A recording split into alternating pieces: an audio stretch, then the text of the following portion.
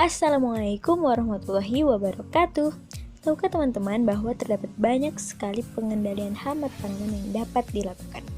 Namun dalam video ini saya hanya akan menunjukkan 3 cara pengendalian. Oke, hanya 3 cara. Dimulai dari pengendalian yang pertama, yaitu pengendalian secara fisik.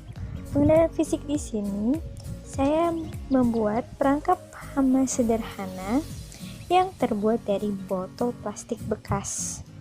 Lalu botol tersebut dicat menggunakan warna cat yang terang untuk menarik perhatian serangga.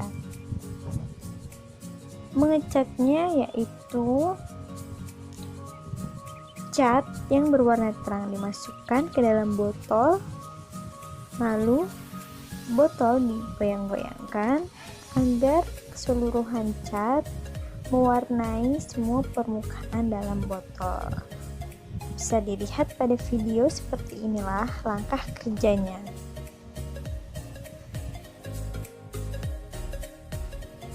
Setelah botol terlumuri dengan rata dengan cat, langkah selanjutnya yaitu mengolesi lem tikus pada permukaan botol. Namun sebelum diolesi lem, dimasukkan terlebih dahulu ke dalam bensin.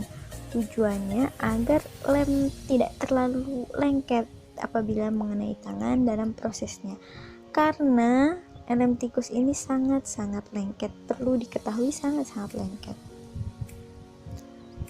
Sebelum diolesi menggunakan lem, botol juga perlu diolesi terlebih dahulu dengan bensin untuk menghilangkan cat-cat yang terdapat di luar botol agar tidak menghalangi lem supaya menempel dengan baik dan tidak terhalang oleh cat di permukaan luar botol.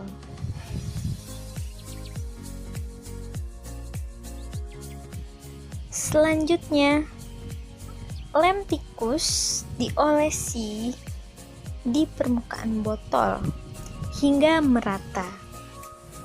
Lem terus diolesi hingga merata ke seluruh bagian botol. Lalu kalau sudah, botol siap digunakan. Pengolesan lem ini merupakan langkah terakhir dalam pembuatan perangkap hama sederhana menggunakan botol plastik bekas. Lem sangat-sangat lengket.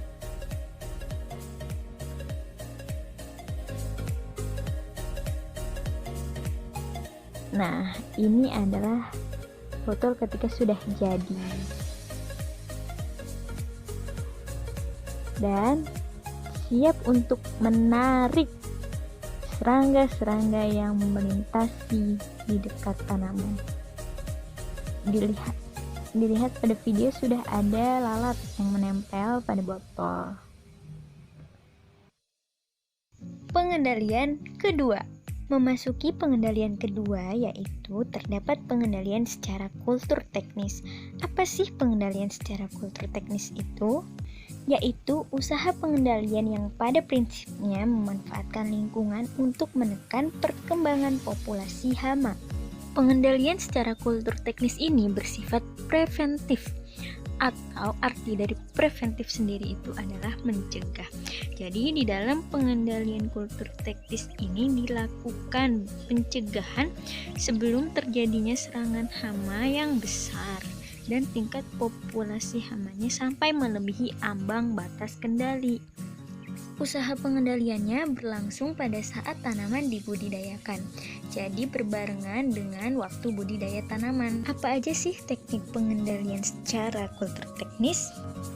Di antara teknik pengendalian yang dapat dilakukan yaitu sanitasi, pengolahan tanah, dan sistem tanam campuran. Sanitasi dapat dilakukan dengan membersihkan tempat-tempat yang kemungkinan digunakan oleh serangga untuk berkembang biak, berlindung, dan merugikan tanaman inang. Maka perkembangan serangga dapat dicegah dengan melakukan sanitasi lahan. Kita dapat melakukan sanitasi dengan penyenyangan tanaman pengganggu atau gulma, membersihkan lahan, melakukan pemangkasan, menghilangkan bagian tanaman-tanaman yang sakit, dan tidak menggunakan pupuk atau kompos yang terdapat penyebab penyakit di dalamnya. Selanjutnya ada pengolahan tanah.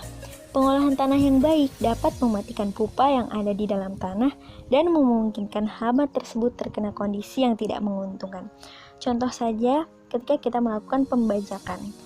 Di dalam proses pembajakan itu terdapat kegiatan kita membalikan tanah yang akan merugikan aktivitas dari uret atau hama tanah. Jadi saat dilakukan pembalikan tanah atau pembajakan, uret-uret itu bisa mati dan bisa meminimalisir hama tersebut. Selain itu ada pula solarisasi tanah. Solarisasi tanah ini merupakan penggunaan plastik di atas permukaan tanah. Tujuannya untuk menaikkan suhu tanah agar tidak disenangi oleh hama-hama tanah seperti nematoda, orok-orok, uret, dan lain sebagainya. Yang terakhir ada sistem tanam campuran. Sistem pertanaman campuran dapat menekan kerugian akibat serangan penyakit karena patogen yang sama tidak dapat menyerang kedua macam tanaman yang berbeda dalam waktu bersamaan yang berada di dalam sistem pertanaman campuran tadi.